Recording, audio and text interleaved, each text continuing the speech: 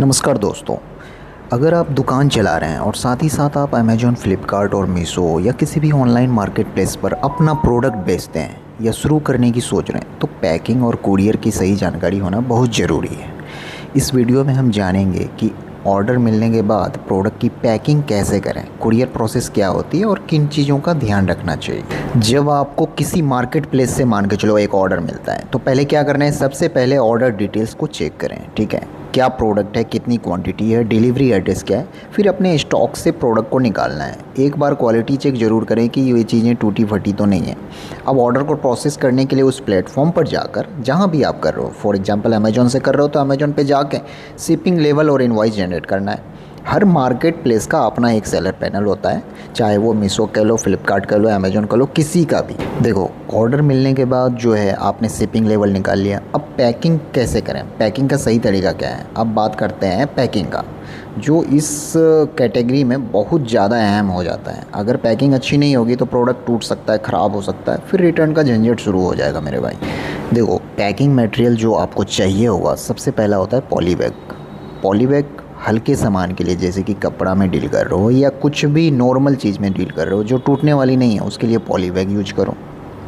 Carton box कहाँ पे use होगा, कार्टून बॉक्स, जैसे कि वीडियो में देख रहे हो। कार्टून बॉक्स क्यों यूज हो रहा है, क्योंकि यहाँ पर देखो प्रोडक्ट हार्ड है, वैसा ही प्रोडक्ट है, इसी वजह से कार्टून बॉक्स आपको कहाँ यूज करनी है। फॉर एग्जांपल इलेक्ट्रॉनिक्स प्रोडक्ट में डील कर रहे हो, ब्यूटी प्रोडक्ट्स में डील कर रहे हो फॉर एग्जांपल, ठीक है, टूल्स वगैरह हो गया या फिर कोई भी चीज़ है जो टूटने वाली है, उसके लिए कार्टून बॉक्स यूज करो।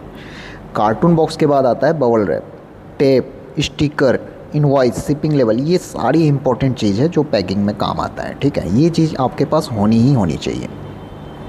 आप बोलोगे क्या कि भैया पैकिंग मटेरियल कहाँ से लें, तो पैकिंग मटेरियल जो दिल्ली एनसीआर में है या फिर जो भी कहीं भी, ऑल इंडिया हमारी सप्लाईज़ है। हमारी एक कंपनी है प्रीति क्रिएशंस के नाम से, जो सिर्फ़ और सिर्फ यही चीज़ें बनाती है, कार्टून बॉक्स वगैरह बनाती है और जितने भी पैकेजिंग मटेरियल है उसमें डील करती है।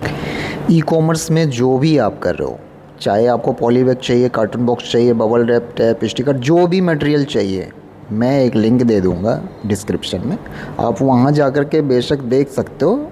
ठीक है, वहाँ से आप ऑर्डर डायरेक्टली और इनडायरेक्टली, अमेज़ॉन पे भी हैं और भी जगह पे हैं, वहाँ से आप डायरेक्टली आप परचेस कर सकते हो। ऑल इंडिया सप्लाईज़ है हमारी। ठीक है, अब पैकिंग करें कैसे। प्रोडक्ट को सबसे पहले आपको बबल रैप में लपेटना है। ठीक है, बॉक्स या बैग में, चाहे आप बॉक्स यूज कर रहे हैं चाहे बैग यूज कर रहे हैं, उसके बाद आपको उस प्रोडक्ट को रखना है। ठीक है, प्रिंट किया हुआ शिपिंग लेवल हमेशा ऊपर चिपकानी है, जो भी नए लोग हैं ध्यान रखें। बाकी इनवॉइस आप अंदर डाल सकते हैं और अच्छे से टैपिंग करें। टैपिंग वगैरह अच्छे से करना है ताकि पार्सल ट्रांजिट में ना खुले, ना टूटे, ना इधर उधर जाए। ठीक है, नहीं तो दिक्कत हो सकती है। अब आपने प्रोडक्ट या ऑर्डर को पैक कर लिया, ठीक है, अब प्रोसेस होता है कुरियर वाले का। कुरियर आएगा, कौन आएगा, किस टाइम में आएगा। ठीक है, हर मार्केट प्लेस का अपना लॉजिस्टिक सिस्टम होता है। यदि अमेज़ॉन की बात करें तो 18 केजी से नीचे का ईजी शिप होता है, या FBA भी होता है, फुलफिल बाय अमेज़ॉन होता है। इस पर हम एक नया वीडियो बनाएंगे ज़रूर। और फ्लिपकार्ट की बात की जाए तो फ्लिपकार्ट का अपना लॉजिस्टिक होता है, ई-कार्ट होता है, डिलीवरी होता है, मीशो का अपना लॉजिस्टिक होता है। सभी आपके दिए गए टाइम पर ही वो आ जाएंगे और आपके प्रोडक्ट को पिक कर लिया जाएगा। ठीक है, बाकी जब आप ऑर्डर प्रोसेस कर देंगे तो पिकअप रिक्वेस्ट ऑलरेडी उनके पास चला जाता है, जो कुरियर पार्टनर है। ठीक है, exact date, time slot courier वाला आकर आपका पार्सल पिक कर लेता है। ठीक है, आपको कुछ करने की ज़रूरत नहीं है, बस पार्सल तैयार रखना है, मैनिफेस्ट तैयार रखना है। ठीक है, मैनिफेस्ट क्यों तैयार रखना है भाई।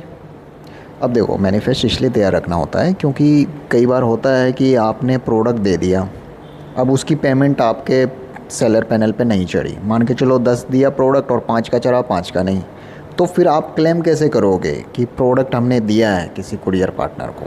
तो आपको साइन लेना ही लेना है मैनिफेस्ट पे। ठीक है, ये चीज़ का ध्यान रखना।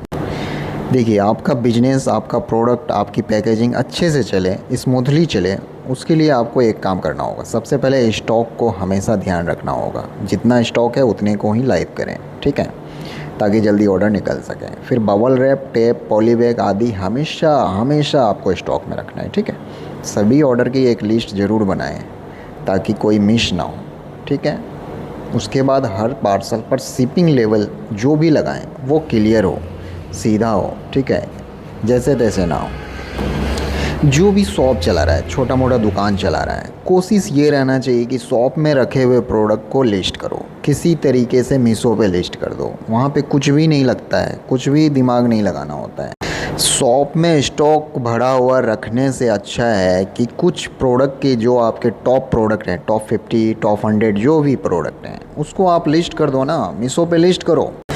देखो, मन में कोई तरह का सवाल है आपका तो आप कमेंट बॉक्स में ज़रूर पूछें। धन्यवाद दोस्तों, मिलते हैं फिर अगली वीडियो में।